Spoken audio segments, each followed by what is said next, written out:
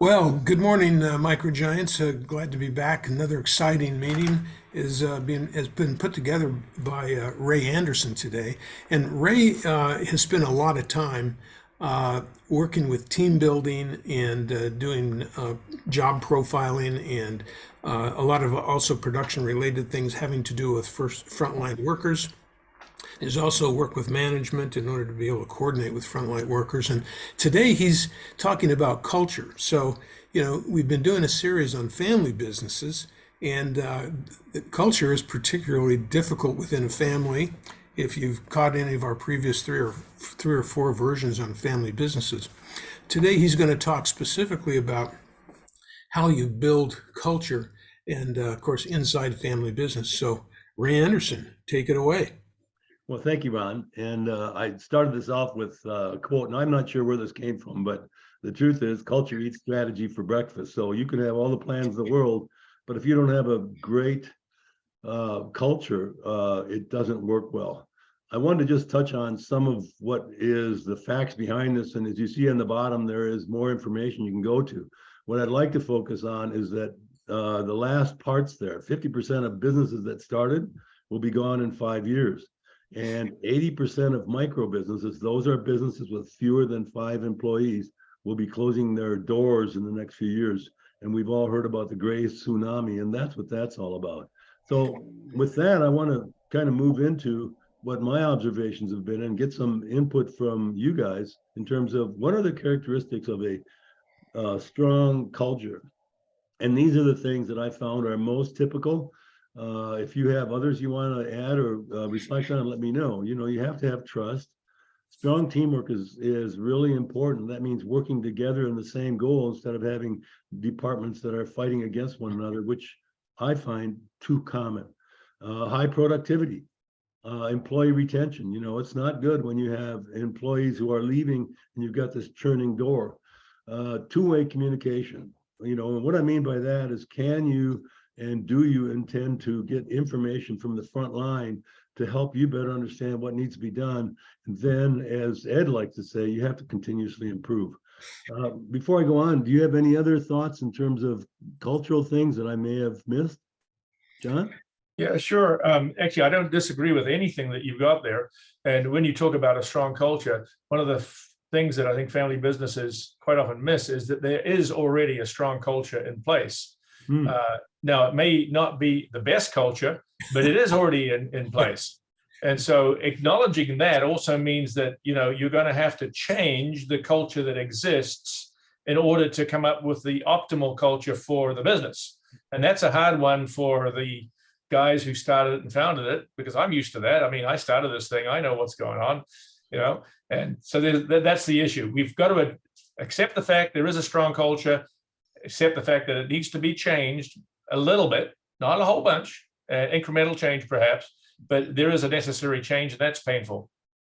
Yeah, absolutely. So you've kind of stolen my thunder here, because that's what this whole thing's about, is that what culture do you have? And if you've got the wrong culture, you have one. You need the right one. Yeah. So anybody else? Do you have any thoughts? I would just throw in talking about trust specifically, that there are a lot of elements. I hope I am not bursting your bubble also here, but there are a lot of elements to trust. The top one being honesty. I think it's so easy for people to stretch the truth a little bit, to not include certain information maybe that decision makers need. Trust is developed over time, and it's based on the experience with what did you tell me and what actually happened. So everybody, and of course that comes with management skills, so that people don't feel as though the hammer's going to drop on them because they said something that is true, but maybe the president doesn't like it or whatever. But right. Developing trust requires absolute honesty and real facts. And of course, Ed loves to see real numbers. And it's perhaps the thing to do is to say, don't tell me in a sentence what it is. Show me the numbers and give me the percentages. Because I'll decide I'll decide whatever I need to, but where you can, be as absolute, as a matter of fact, always be as honest as possible. Because in today's reality, with all the social things going on, if you don't have the truth from your people and the right numbers, you got nothing. Yeah, no, I tend to agree. As we look at the next page, I think I can go into that a little bit, and this is to your point, John. My experience has been that there are 4 stages of culture, and some people, some businesses never get out of firefighting. That's their culture, and I'll talk a little bit about that more in detail. The second level is, as you pointed out, it's suddenly having awareness. This could be so much more, and I need to really find out what's going on, because this is not working for us. And then you get to the point where you have collaborative learning, and that goes to Ron's point about you have to be honest. And one of the things that my experience has been with frontline workers is they say, hey, look, last time I was honest with the boss, it ended up jeopardizing my job. That'll be the last time I'll do that. Yeah. So and then you get to continuous improvement. So the final model, the final stage is everybody working together to continuously improve the organization. So those are what my experience has been. Those are what most businesses should go through. But as John already pointed out, some of them get stuck in firefighting and never leave. So what is firefighting? Basically, here's been my experience. We know it's exhausting, and impossible to fix because you're embedded in it. It's hard for us to explain the value of air, or a fish to explain the value of water when they're living in it. But everyone is chronically exhausted and overwhelmed from running day to day. But the challenge that I find is that in most of these businesses, they're caused by the arsonist, who is typically the boss. And he wants to be seen as a hero because he fixed the problem. And everybody says, I'll even add on they say, you created it. I'll even add on to the top of that. There are scenarios where the boss's personality is the reason the company started, because he was able to deal with multiple things, be reactive mode, jump in and solve the problem. And it's an exhilaration. It's a high. Yeah. And, he is the savior of the solution, and he can pull some strength out. Right. That kind of generation of energy travels through, but it is actually not at all acceptable in a more mature company. You still need it somewhere, but you don't need it to be running the day to day. Well, and I think that's why, looking back at those statistics, 56% of all the business, the 32 million businesses in the United States, are micro businesses. That means, as you pointed out, John, I did it. It's my way, and it's the highway. If you don't like it, go someplace else. Okay, I will. And so the point is that my experience, the firefighting cultures typically don't have employees because they'll tell me they're a pain in the butt. I'm not going to deal with them. So those are self aggrandizing things that happen when companies are really not able to move out of that, because, as you pointed out, it's the owner. You guys have any experience with these in terms of your own personal work with companies? Oh yeah. Now I've been my own boss for a long time, but I did work for 7 years for a national consulting firm that was started by an individual guy, and he very much got in his way, and he got in the way of everybody else, and it was run like an entrepreneurship, and so it was herky jerky, and people would be rushing to get something done, and then he had already changed his mind. He wanted something different by the time you got it to him. Yeah. And here's the funny thing, and this is something that every boss should listen to very, very carefully, because many times they're so proud of how they pay their top people, say better than market. But we used to call that beat up money. Yeah. In other words, the people who had the higher jobs and had a little bit nicer salaries got paid extra to stay, because the owner. Now, I don't think he or others do this intentionally, but they are so hard on them, and they think that's a good way of business, and they're so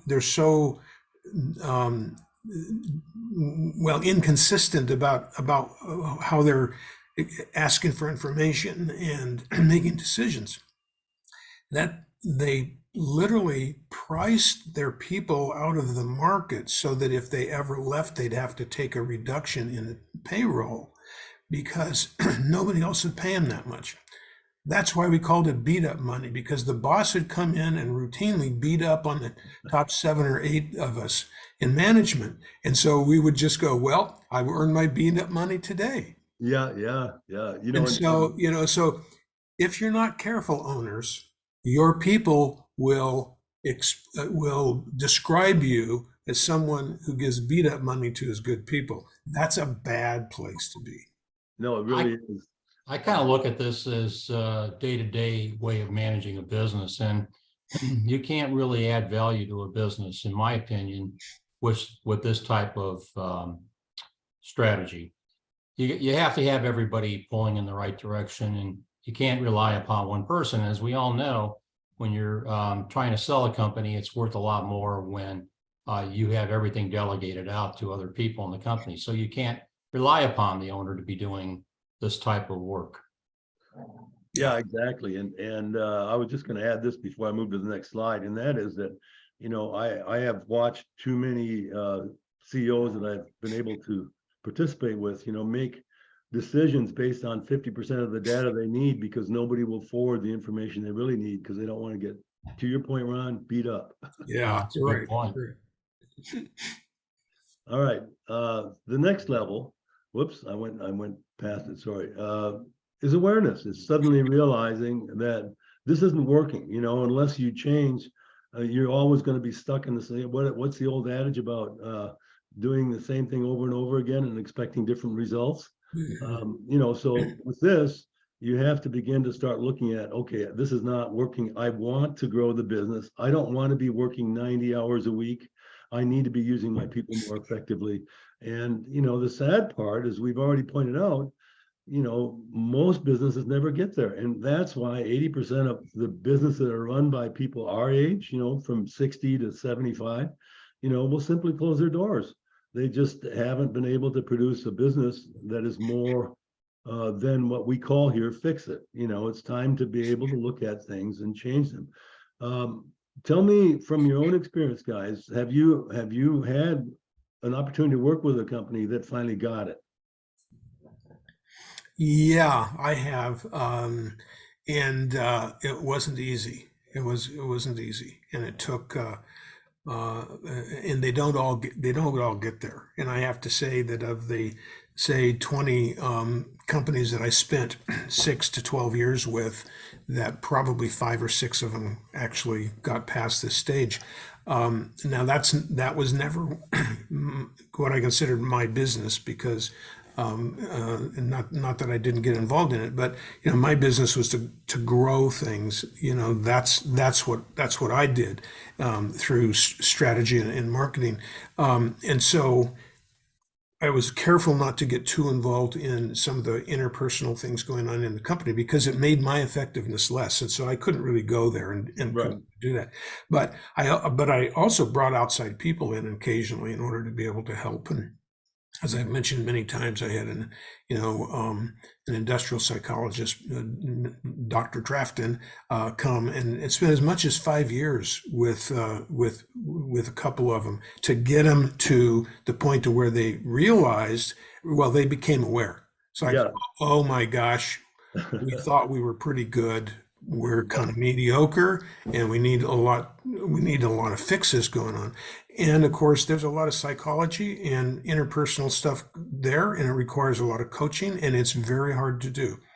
But I can remember, I don't mean to dominate this, but I can remember very specifically in my own first larger business, it happened to be the retail business, and I had opened 7 stores.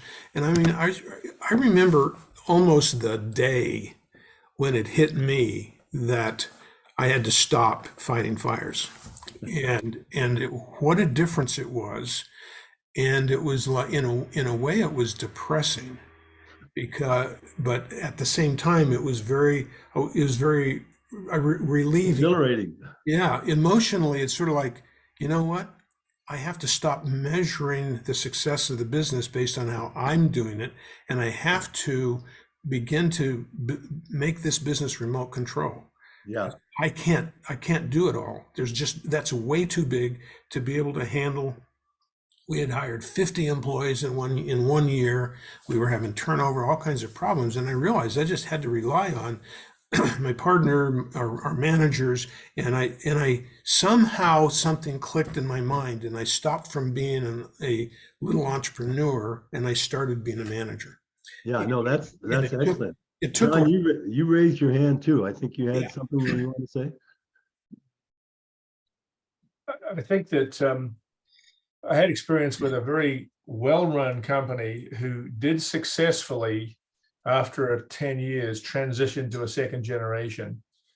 And it was a very big culture shift. And the shift, it was in the electronics industry, a PC board maker, 150 employees, very adaptive and starting that whole industry, and did extremely well. And then the son came in, and he was a marketing specialist and an analyst. And initially they were a world apart. So the son actually went off and became very high level in one of the top Fortune 500 advertising agencies, and got to be very skilled with dealing with people and things, and came back in the business when he was in his mid-30s. And they then blended, and he was understanding now of the other issues. It lasted extremely well. It lasted for another 25 years. However, he couldn't transition to the third generation. Yeah. And whether or not he couldn't transition, or whether or not there was nobody there, it didn't happen. And so the company is now, well, that's 40 years ago that the shift went on, but it has not made it to the third generation. So it's extremely difficult. Yeah, no, I agree with you on that. But the awareness is really important. And that takes us to the next level, which is, a culture in which you have people learning together. And I think we've all experienced that. And learning together means that, people in their appropriate roles are in fact passing information back and forth in a meaningful way that's connected, as Ed would say, to the numbers for the business, that they all know, hey, this is my role, this is what I have to do. And, making that transition is the cornerstone, in my experience, to being able to build a business that is no longer micro. And what I mean by that, it could be anything from 20 employees to, as you just pointed out, John, a company with 150 employees. You guys are aware of this, but the SBA calls any company under 500 employees a small business, which for most of us is a little absurd, but that's the truth of it. I think a lot of companies have a hard time transitioning, as everybody has indicated, to this stage. I think it all comes down to they can pretend like they're learning together, but when it comes down to something, the boss, a confrontation or something that's really important, the boss is going to weigh in, and everybody else is going to become silent, and that's as far as the awareness is going to go. So obviously, if we can get to this level where you've got everybody pulling in the right direction and you're utilizing the skills of everybody on board, you can really take the company to the next level. And to your point, Ed, we've all been in companies in which even the best of managers I know, the weight of a communication from the boss is so heavy that if people aren't very strong in their ability to communicate, they just won't say anything, even if they know it's wrong. They're just saying, well, it's not my position to do that. Yeah, and that becomes a dangerous environment to operate in, because you could be violating laws that are going to come back and cause a big risk to the company down the road. Right. So that is not a healthy environment, that's for sure. Yeah, no, right, and yeah, this is all important, and trying to find the right people is really, really tough as you begin this culture of learning together. But you need to try to. I think the managers, number one, need to be a little bit humble in the understanding they really don't know everything. Just because they're maybe at the top of the pyramid, it doesn't make them the all-knowing and all-being. Even if you're the original owner, there are management techniques and details of the business and team building and organizational things that most small business people who start their own business on their own, they don't know that. They may know their industry, but they don't know so much more. So they've got to sort of humble themselves and say, okay, I don't know everything, and I'm going to try to learn, and I'm going to bring my people along and make sure that we're getting a lot of training for them and a lot of education, and we're all going to learn together. But I think this is an excellent point, Ray, that you bring up, and that is build a learning culture. I think that's really very, very key. I think it's a powerful picture. It just shows, when you're dealing with issues, everybody's input could really make a difference. And trying to do it alone, you're missing out on a great opportunity. So going back to Ron's analogy earlier, when you're going to pay people above market, why not pay them for their ability to help you grow the company rather than beating them up every morning? Or Right. why not pull a page out of Ray's book and pay them based on a lot of their salary based on performance? Right. Absolutely. Right. That's Right. why it's earned. It's earned money. It's not beat up money anymore. That's right. Well, and I think, it goes back to what, Ron, we've had an episode on meritocracy, and the bottom line is that, and this has been my experience as well, how many times have you been in an organization in which everybody knows the CFO or the operations manager has to go and the boss won't pull the plug? Yeah. Yeah.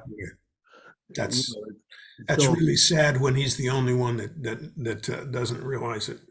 yeah. Or he says, and I've had people tell me this, well, he's a good friend. I can't, I just can't do that. But he does that at the expense of the morale in the company, and he builds a culture of mediocrity that way. Because Right. hey, we don't have to do anything. Look at Fred. Yeah. So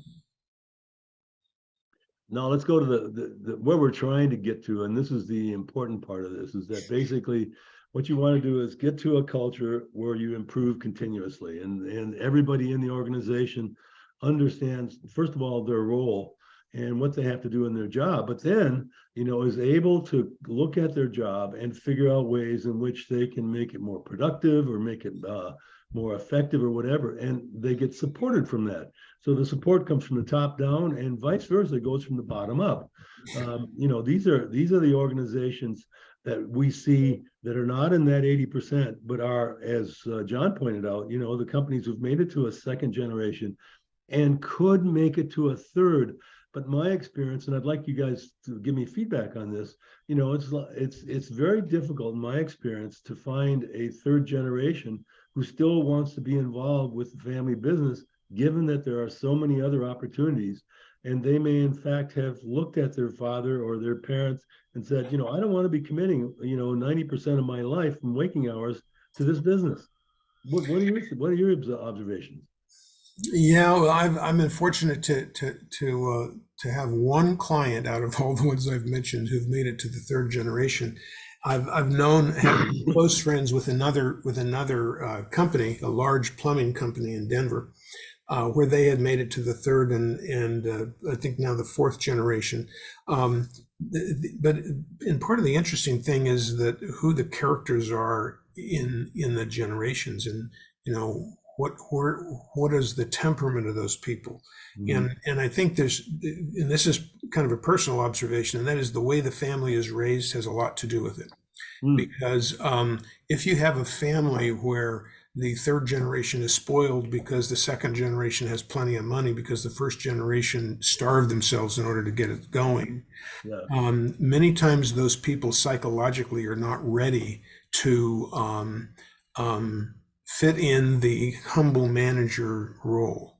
Right. They feel I guess they are entitled as owners to be able to take profit out of the business and maybe tell people what to do. But as we've talked about in our other family programs, acting that way is really not appropriate. I mean, we need good managers. And so the question then is, do you have good hiring techniques that puts the potentially capable third generation people in management roles, or do you put them in other roles where they can be successful and contribute and be an owner as well?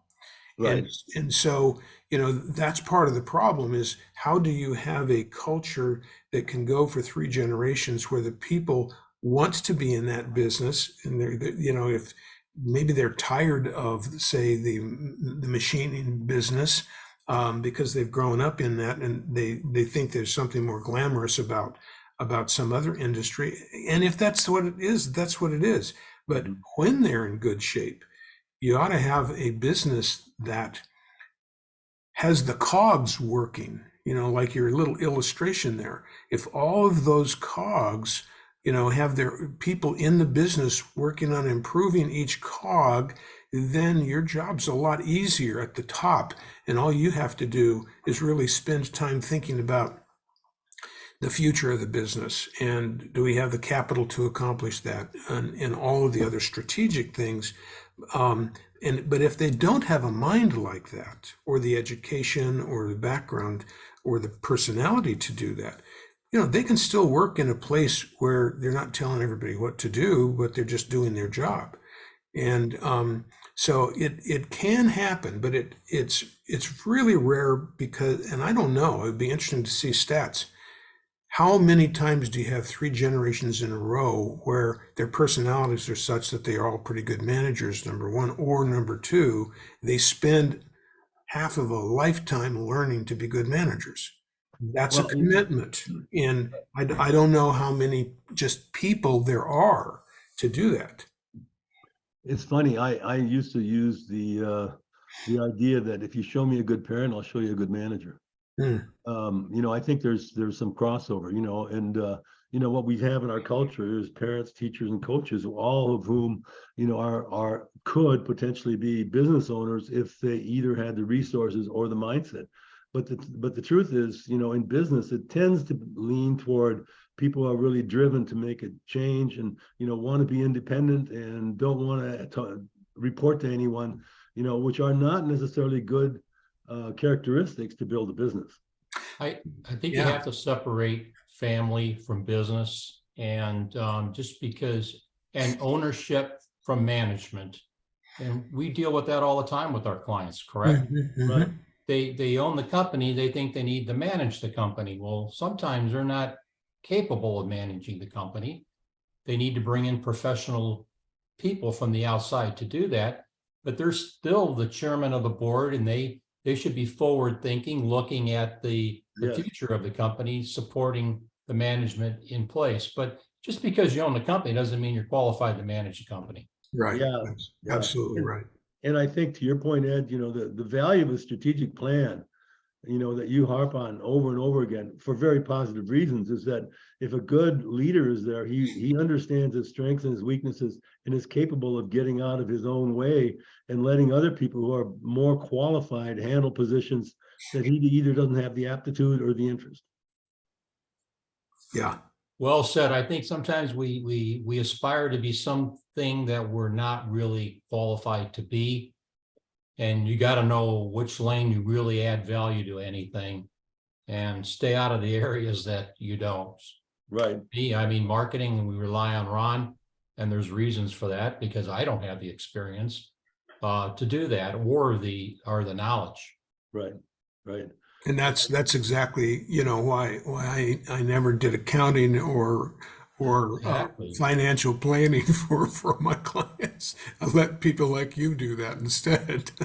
And that's one of the greatest roles of a good consultant, is to bring in the right talent, right expertise for companies, rather than trying to have one person do everything. Yeah. That they're not qualified for. So I would say, if we're thinking about that third generation, I would say that the parents, if they're going to, groom them to do that, they need to. They certainly need to be able to have some business background. If the company has grown pretty well to be around for that much time, they're probably 50 to up in terms of size, and so. Other than that, they're sort of craftsmen, a family of craftsmen, that are machinists year after year after year after year, generation after generation. And, I think, that's where people fall off. It's like, I don't want to do what my dad did, kind of thing. But the way to train them is to get them to think in a global sense, and in terms of looking at all the factors, knowing the numbers, having some of the formal maybe education, but think clearly about how you get the right people working in your business, and you can trust those people. And isn't that really the culture manager? Don't you really, Right. if you had 3 people in the third generation, their job is to develop a culture where that achieves all the things that you're bringing forward, in this program. That would be even the second generations to some degree. It's like developing new managers is your job. Yeah, no, and again, one of the clients I've had the pleasure of working with, I mean, he stepped out of the CEO role in an ESOP and put in somebody else who was able to double the size of the business in a matter of 5 years. Uh, Yeah. and that's an unusual thing, but it's also a very helpful thing. Let me go to the last part here, and this is I want to touch on this briefly. This is the value wheel that we got from Ed, and it simply kind of illustrates the areas that the culture has to be able to focus on that are very specific and data driven. And if an organization is capable of being able to collect the data, monitor the data, and improve upon it, that's where the businesses grow. That's where you don't get stuck in these 56% that never get any bigger than themselves because they're so busy firefighting. Um, Yeah, agreed. And I'm glad you brought the 8 drivers, Ed's 8 drivers of value creation or increasing value. Because if going back to my comment about managers, if you're in the third generation, now if you're in the first, second, you probably don't have the luxury, but by the time you get to the third, if you focus on the drivers and you find people who know how to push the buttons for the drivers, mhm. you've done a terrific job in making sure your business is going to be there for the fourth generation, or it's going to go public, or it's going to be an ESOP kind of opportunity. Because really, when you get to that certain size, it's all about having the right people who know how to do all of these skills that drive growth and profit. Right. And if you drive growth and profit, you're going to be around another generation. If you don't do this, you're not. Yeah. Absolutely. And the neat thing about this, is Good to Great said, you just have to have the right people in the right seat of the bus and be able to let them do what they do and do it effectively and just monitor and keep tabs on it and keep moving strategically in a direction instead of managing the business. So guys, this has been excellent. I appreciate all the interesting comment we got. Is there anything else that you want to add, or shall we wrap this up for today? I think you've done a really good job on bringing this forward. It's been a really good discussion. Absolutely, Ray. This was a very well laid out presentation. Thank you very much. No, you're welcome. And here for the value of our watchers or listeners, here's the links to get a hold of us if you need to reach out to anyone else in particular. So thanks again, Ron, Ed, and John. You're not here, but thank you again. Yeah.